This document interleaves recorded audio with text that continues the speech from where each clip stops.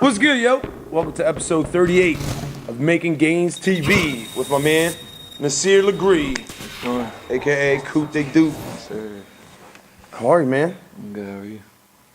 I'm great. Tell me where you're from, Coot. I'm from Allentown, Pennsylvania, born and raised in Bethlehem.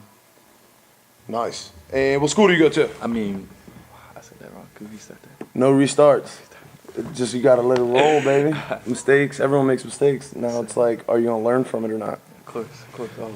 So, clarify, you born in Bethlehem, right? Born in Allentown. Born in Allentown. And Raised back and forth between Allentown and Bethlehem, pretty much? Did you go to any Allentown schools? No. Nah, you're from Bethlehem, man. Just daycare. You're from Bethlehem. Daycare don't count. I was born in New York and like lived there till 5th grade, but like, you know, don't really count as raised. But I'm still from New York. Other people know. I'm still from New York. Like, you gotta throw your neck in it like that. But being from Allentown isn't like, when you're in Bethlehem, it's not like. Yeah. It's there though. It's a little asterisk. All right, activities. What kind of things do you get into in your life? So in school, I'm in student advisory council, like Nice. where some kids from Liberty and Freedom come to talk about like the school district, how they can make it better and stuff like that. Currently, we've been working on the BASD Helps Heal Houston. Oh, nice. Helps you. Those bracelets that Yeah. were selling at the game. Yeah, that was from Spencer Williams. Shout out to him. Shout out to Spence. Him and his girlfriend helped make that idea. So. Cool. And 2-sport athlete, 3-sport, 2-sport. football and Basketball. word. Which one do you like more? Football. I knew that. It was a loaded question. When you know the answer, sometimes let the people know. Yeah. Cool. So you're on the show because you've recently made huge gains. You broke our high school's single-season rushing record, man. Congrats. Thank you. How'd that feel? Honestly, it felt amazing. It was truly an honor. Yeah. Yeah, it's really, yeah. Amazing and an honor. That's it. Man of many words. Nasir Legree. I'm going to drill you in this interview because I still love my freedom heads. But, you know. Oh, yeah. It's tough. It's that tough. was definitely the best part. Getting freedom. Getting the record against our cross-town city rivals. And getting in the playoffs. Yeah. That was like the hat trick. You get a record, you beat your rival, and you get in the playoffs. Mm-hmm. Did you you need like a cherry on top? Did you get like somebody like buy you dinner that night, or you probably don't got to buy a sandwich in Bethlehem again? Don't ever let anybody buy you. Don't ever buy a sandwich. Make sure like that I'm Nas. Where's my sandwich? Just walk into every restaurant and let them know who you are. Got you. Nah, that's way too cocky. Don't do that. It's a bad idea. Stay humble. Absolutely. So talk about like your style. What do you see back there when you're pre-snap, when you hear the play? Honestly, I'm just looking at like the whole defense, eyeing everybody up, and I'm just staying patient. If you ever watch me on runs, I'm always patient, waiting for that cutback. Yeah. Do you know where the whole old line's going? Do you know the whole setup? Do you play the snap before it happens, or is it just patience? Yeah, I always kind of time the QB because it kind of gives like a forward lean. Yeah. So I'm always on that. What do you mean, like while he's leaning, you rip it, or like you wait for the lean and kind of use that? Yeah. Or? Okay. That's myself. What's up? I think I played a little bit of running back. It wasn't, I didn't break no records. I broke a lot of face masks, fullback, but I used to always try to find. I broke my chin strap that game. I used to break other people. I used to break other people's stuff. Oh, a little battle wound. I like it. Like anybody that was pulling, I was trying to find the puller. Yeah, Jake Ahmad, our left guard. Yeah, you gotta give your whole line a shout out. Yeah, Go ahead, take your time. Or else shout out my line for a great season with them. They're everyone's names. Who's the left tackle? Oh, you want to get that? Oh, listen, I was a fullback. I'm a blocker.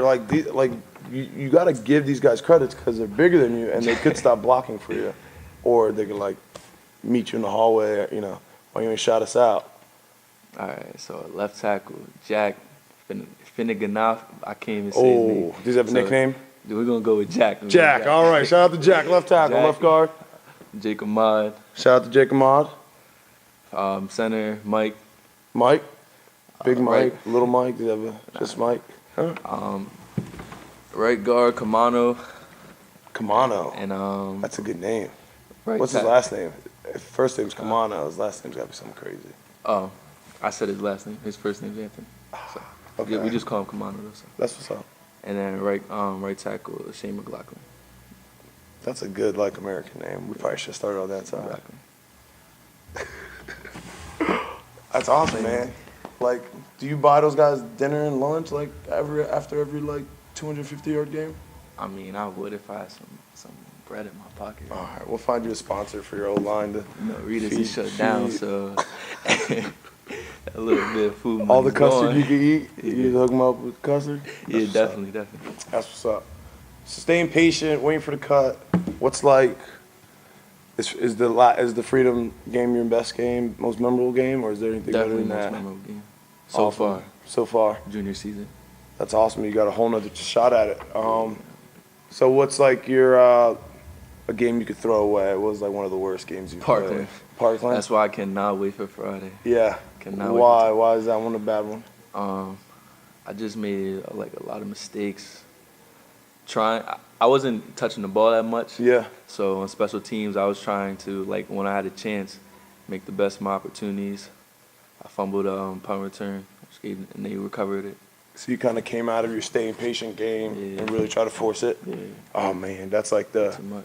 that's when everyone like falls apart. Yeah. Like you try to be over aggressive or under aggressive, or like Definitely you come out of over-aggressive. your mode. It's like bad things happen. But So that now- game motivates me. I have a picture that was in the newspaper from that game, and it was like me like dropping the fumble. Oh no. Yeah, it was like talking about Liberty's miscues and stuff like Yeah. that. So I have that like nailed on my wall. No more fumbles, huh? Hang tight. 5 points contact. I'll show you that later. I never fumbled, but I didn't get the ball 50 times a game. So, what's the most carries you had in a game? Because you get fed the rock 47. a lot. 47. 47. How's That your was body That was feel? last week. Do you not practice? If you got the ball 47 times, I would not let you practice because like, what else is there left to do? Honestly, I honestly feel fine after Yeah. every game. Like, I'm sore that day after, but my body's just ready to go. So I played with a lot of good running backs in college, and after like, these guys got like 1,000 carries in their like sophomore and junior years, their reps in practice go way down. Yeah. Like, you don't mess with a guy that gets 2,000 They yards. definitely a cut season. my reps down in practice. Good. Make sure you're saving your body. Yeah. Cool. So to add to your style and vision, let's talk about like some of the adversities in your life. You've kind of been like shifting around a little bit. How come? Definitely. I lived with my grandmother most of my life. So I went to Governor Wolf Elementary School. Yeah. Then I went to East Hills till my 7th grade year. Then 8th grade year, I moved in because growing up, I always wanted to go to Liberty. Even though I was on that Freedom side. For a little bit? Yeah. Were you nervous? You're like, oh no, I might miss the boat when you lived on the Freedom side a little bit? But I knew because my cousins played at Liberty, and I was really close with my aunt and uncle. Yeah. I would be over their house like sometimes more than my grandmother. So Cool. 8th grade year, made the decision to go to Richmond, transferred in there, played freshman ball as an 8th grader, which was pretty sweet. Nice. Honestly, that decision, I think changed a lot because I didn't think I was ready To play up? freshman ball as an 8th grader, to be honest. Cool. So who encouraged you? Like sometimes that's The coach, he came to my house, talked to me about it. dang. And Who's that? Coach Schaefer, he Schaefer? coaches at Derford now. Word. So you kind of, what'd you learn in that 9th grade year after being or 8th grade year playing in the 9th and freshman? What'd you learn? What was like That I can't hang with them. you can hang? Yeah. Did that give you a lot of confidence? Yeah, it definitely did. Definitely boosted my confidence. Like at Pee Wee, I was more like a heftier kid, you would say. Husky Bowl? Yeah, definitely. Nice. Played Chubby running back. You played linebacker. linebacker. Yeah, I was a fullback. And fullback. Nice. Always trying to cut weight, and I always played up like with kids, a year older, maybe 2, Cool. sometimes 3.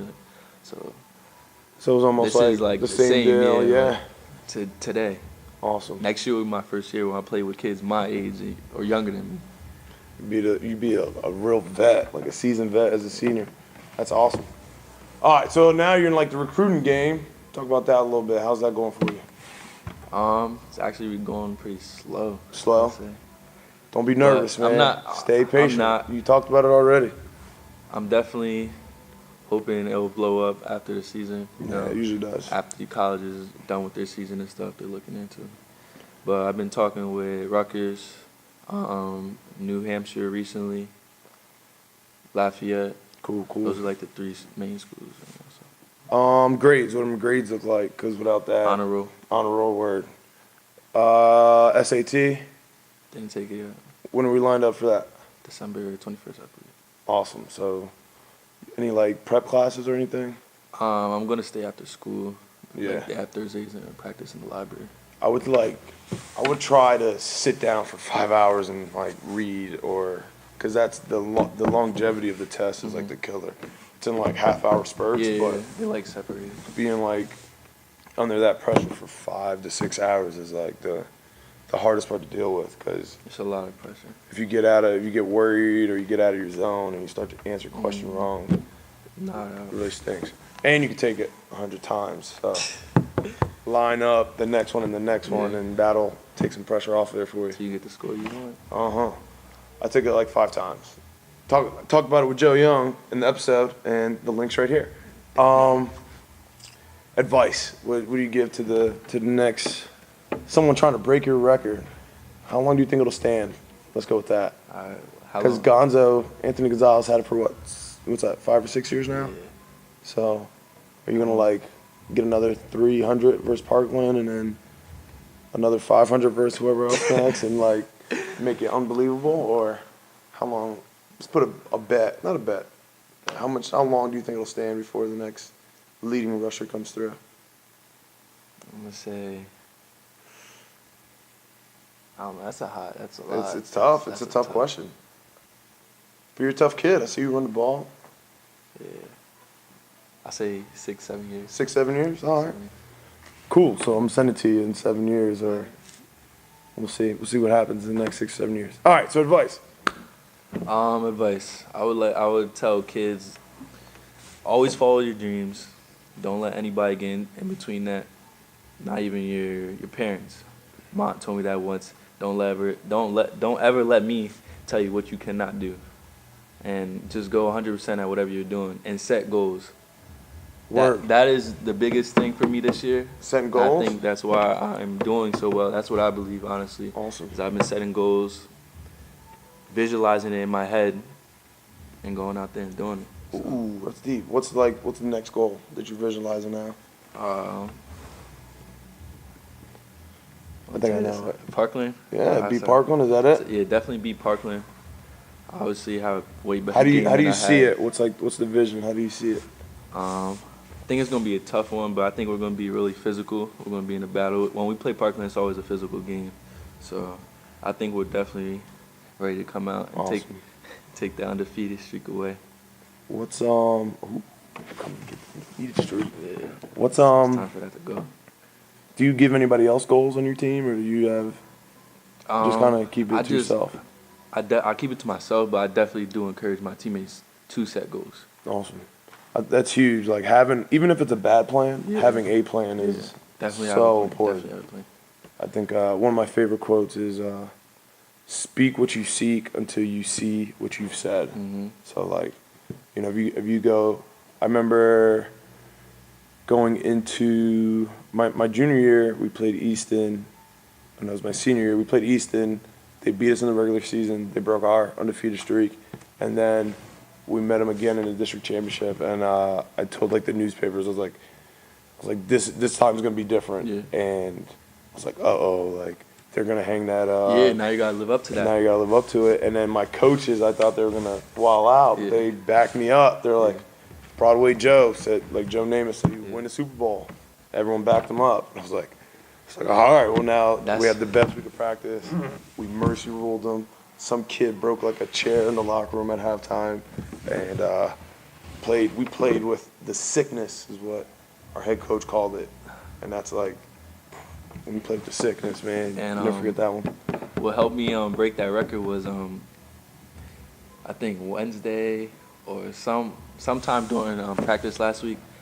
I had because my coach came up to me, told me that I was 180 yards away from the record. Yeah. So obviously I told some friends and stuff. Somebody, and one of my closest friends put it on Twitter. He's Yeah. like, come out, watch him break the record or whatever. So coach was like, you made it public now. Yeah. So Now just you live got up to it. it. Yeah, so Prime time, Deion Sanders. motivated me. So I was like, I'm going to get to it.